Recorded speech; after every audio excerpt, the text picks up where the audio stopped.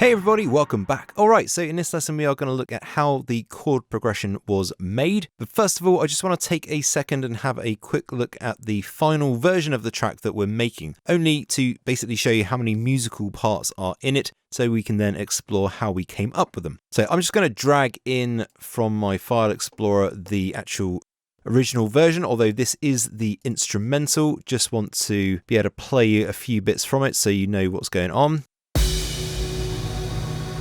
So you can hear we've got a pad here with a lead coming in.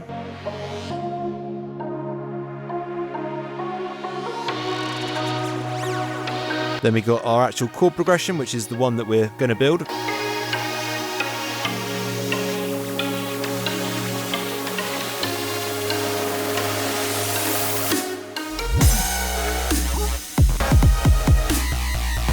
So obviously you've got quite a few different musical parts there, new bass sounds and all sorts of stuff. And a lot of that is sort of repeated in different places throughout the track. And then later on we have like a bridge sort of version of the chords.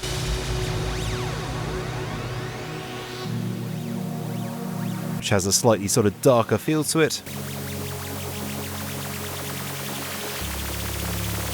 And then back off into the main melody and stuff. So all of those musical parts came from the initial chord progression that we're going to work on now. And that initial chord progression started as a simple 4-bar chord progression made from simple triads, and it obviously became something that sounds much more complex and exciting. Now, as we go through the tutorial, we'll look at how we made all those other musical parts. In this lesson, I'm just going to show you how the initial progression evolved. So what I'd actually do is leave the instrumental in there so we can sort of refer back to it at certain times throughout the sort of production process, so we can get an idea of where we're going and what sort of parts we're working on. So let's just load up a Vital instrument. Now for this, we'll actually use a preset in Vital I made for this track. Now I will get into sound design in this tutorial, so I will be showing you how I actually make this particular sound, plus many more sounds like dirty bass pads, other lead sounds, and even the SFX sounds, all using Vital. But for now, I just want to concentrate on the melody. So we're just going to go up to the 3 lines here and select Open External Preset. Navigate to where the work files are. And we're going to go to Vital Patches and load up BTP Lead Pop Future Bass. Double click to open. Okay, let's just turn that down a bit. Just going to drop this at the bottom of the project as well. Let's color that a completely different color so we know it's sort of not part of the arrangement. And our Vital instrument. So what we're going to do is go to the work files again. I'm just doing this time through Cubase.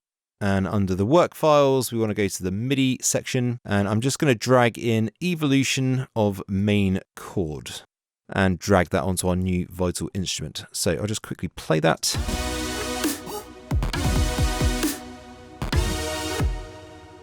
So I'll zoom out a bit, and what I want you to notice is this is actually split into basically 3 versions of the chord progressions.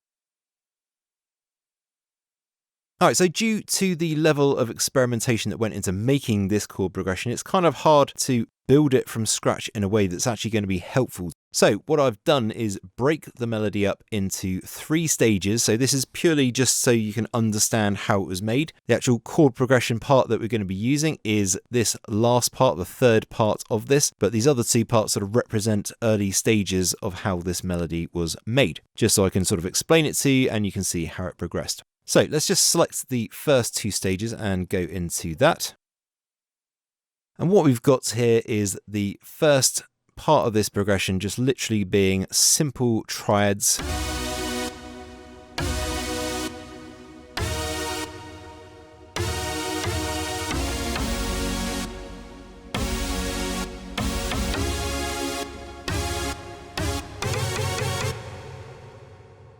And then obviously repeating. Very, very simple, literally 4-bar chord progression made with simple triads.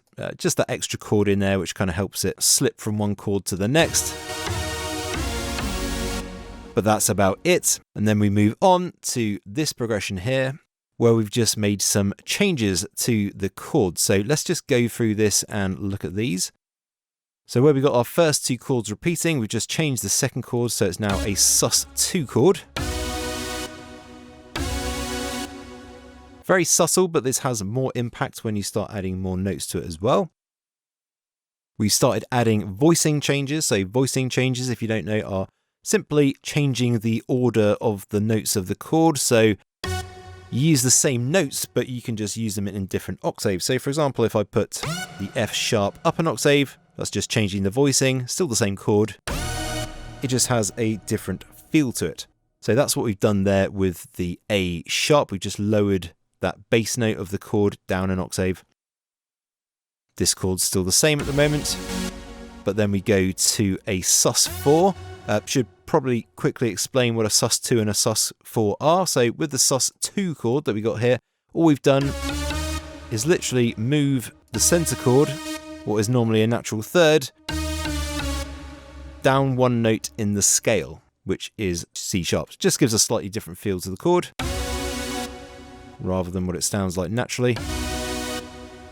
And then a sus4 chord just means moving it up. So that's the natural position for this chord. And we just move it up one note in the scale. So it becomes F sharp. And you get a slightly different feel for it. Now, moving on further, we've just sort of manipulated these two chords here. So this has had the voicing change, but initially, before that voicing change, it was also made into a sus4 chord. So that sus4 chord has just been raised up an octave, so thus changing the voicing. Again, this sort of very small chord in here was actually made into a sus2 chord, and then again, that's been moved up an octave, which just gives it a different feel. Now, some of this will sort of become more apparent as we go on, but I just want to let you know all these changes that we've done to the progression. And what's really important to know here is that this doesn't just sort of happen immediately. I don't suddenly like listen to a basic 4-bar chord progression and then go, oh, okay, this chord needs to be a sus2, that one needs to be a sus4, that one can be a borrowed chord, blah, blah, blah. It's not like it happens like that. This happens, certainly for me anyway, just through experimenting with different chord types, getting different feels, like trying different voicings of different chords. And generally speaking, as you go through a chord progression and do this, it becomes more sort of obvious which notes you should use and what changes you should do. But still, it's mostly down to experimentation. So there's not really a right or wrong way of doing this. As long as you know how to make a sus2 chord or to make a 7th chord or whatever, then you can experiment within those boundaries. Which, again, I don't want to bang on about it, but if you really don't know much about this, or this is all sort of really confusing, then I really recommend going to check out our Music Theory for EDM Producer course. So definitely check that out if you're struggling. But let's carry on. So again, this chord's had the voicing change. So just the F has been moved up an octave. So it's just a natural chord. It's just had the voicing change. That's all. This again has been made into a sus2 chord, where it was originally just a normal major chord. So it's been made into a sus2, and then that sus2 note has been moved up an octave. And then this last one, this is a slightly sort of different one. So what we do here is we've actually raised that up an octave. So I'm just putting it back to its normal position. And this one, we'd actually lowered that down an octave. So that's the initial chord that it represents. But we've changed it just by doing this sort of odd switch around. But it's still the same chord, just playing in a kind of different order. But it gives it a very different feel. And then it resolves obviously back to the one chord. So it all sounds nice. Right, so let's just move on and have a look at the one that we've just been analysing versus the very final version of the chord progression. And I'm just going to play this back to back so you can actually hear the difference between the two.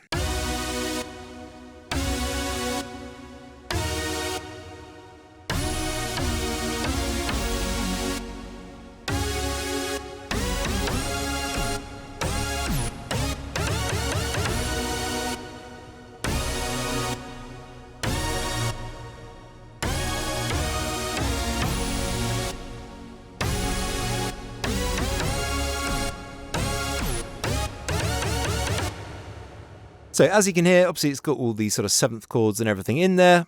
plus a few extra sort of notes and stuff just to make it a lot more interesting. And it's also got some bass notes in there as well, which we don't have, or not properly have, in the other progression yet. So let's just quickly look at the bass notes. That's a bit of a weird note there. I don't know why it's like that. But let's have a look at the bass notes. So in the first two chords, we've literally just copied the root notes of those chords down an octave. In the second chord, we've actually inverted this. So it kind of gets confusing now, but basically inverting a chord is basically having a different note other than the root as the bass note. So in this case, we've actually chosen the top note of the chord, A sharp, to be the bass note of the chord. So it's called an inversion, but I kind of tend to think of it just as changing the voicing anyway. And again, with this chord here, we've actually used the middle note as the bass note. So again, that's an inversion. Same with this chord here. And then we've just got these extra sort of notes, which at the end just sort of adds a nice little flick to the progression at the end there. I know that was actually in the last part as well, but I'm just talking about it here. All right, so these are kind of like the bass notes, which we do actually use for the bass line later on, which you'll see in the next lesson. Let's look higher up the chords now. So let's look at the sort of seventh notes. So here you can see we've got our original triad, and then we've skipped a note in the scale and then added another note. So that just becomes a seventh chord. And we've also just changed the voicing here, or added to the voicing, and added the top note again, F sharp, just an octave higher. Just gives it a really nice feel. So without that F sharp, sounds like a very, very sort of future bassy chord. With the F sharp as well, it just kind of opens it up a bit, which I've really liked. Now we've got basically the same chord here, except obviously we made that into a sus2. So that's what it was originally, and that's our original triad. So we made this into a sus2, and we've still got the seventh chord there, so the extra note. But we've just changed the top note down a bit, so the chord progression has sort of more variation. It also sounds really nice. And really, that wasn't done through any sort of proper music theory knowledge. It just sounded like that was the right thing to do, and it does sort of work, especially when we go back up to the next chord.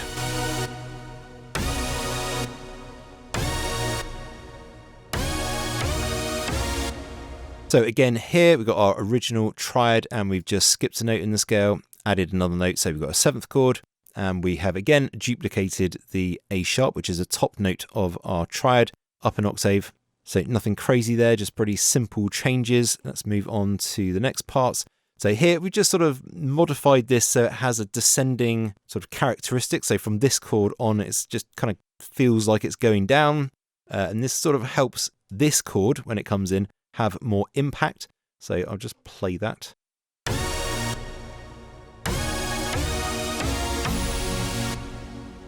So I just like the way it sort of descends down to that chord, and that is just the standard triad with a bass note, so nothing crazy going on there, no seventh notes or anything.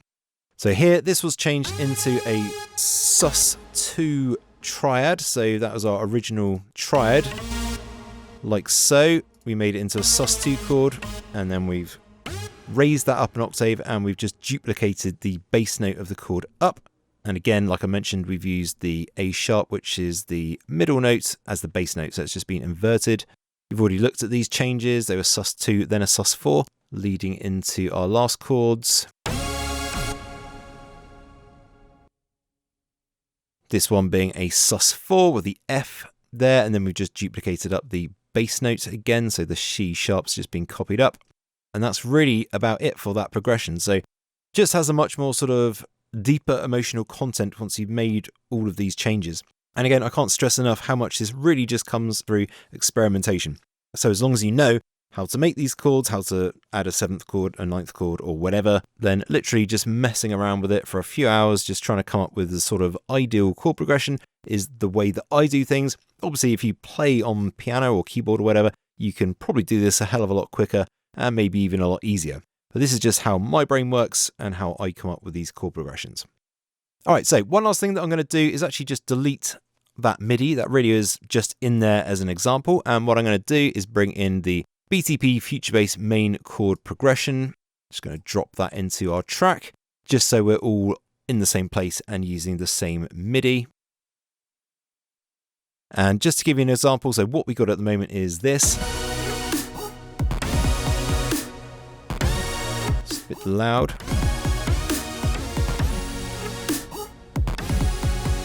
So that obviously becomes this.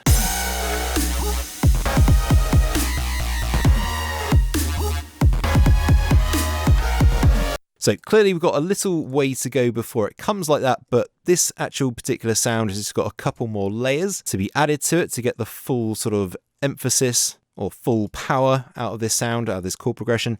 So in the next couple of lessons, we're going to add the next 2 layers. All right, thanks very much for watching, guys and girls. See you in the next one.